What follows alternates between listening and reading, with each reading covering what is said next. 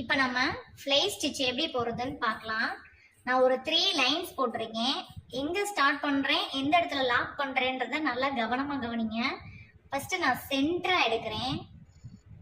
சென்டராக எடுத்துட்டு இந்த சைடு இருக்குல்ல, இந்த சைடில் ஒரு லாக் போட்டுட்டு திரும்ப இப்படி இழுத்துட்டு இந்த இடத்துல ஒரு லாக் போடுறேன்.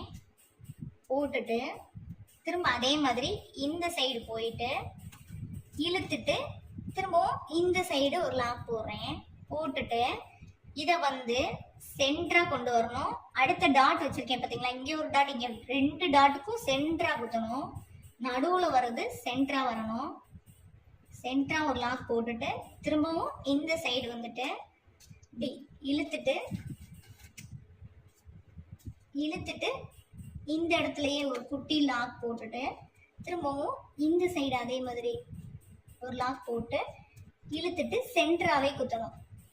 சென்டராகவே ஒரு குட்டி லாக், 2 லாக்குமே சென்டர்லாம் குட்டி லாக் விழுகும். திரும்பவும் இழுத்துட்டு சென்டரா ஒரு லாக் போடணும். போட்டுட்டு திரும்ப அப்படியே இந்த சைடு கொண்டு வந்துருங்க. த்ரெட்டை கொண்டு வந்துட்டு இப்படி இழுத்துட்டு இப்படி மேலே ஒரு குட்டி லாக் போட்டு திரும்ப அந்த சைடு போங்க. போயிட்டு இப்படி இழுத்துட்டு ஒரு குட்டி லாக் போடுங்க. போட்டுட்டு திரும்பவும் சென்டரா ஒரு லாக்கு,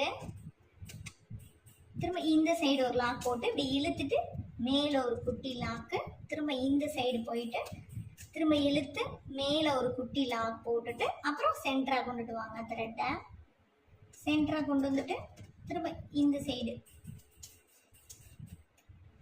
குட்டி லாக் போட்டுட்டு திரும்ப இந்த சைடு இப்படி இழுத்துட்டு குட்டி லாக் போடணும்.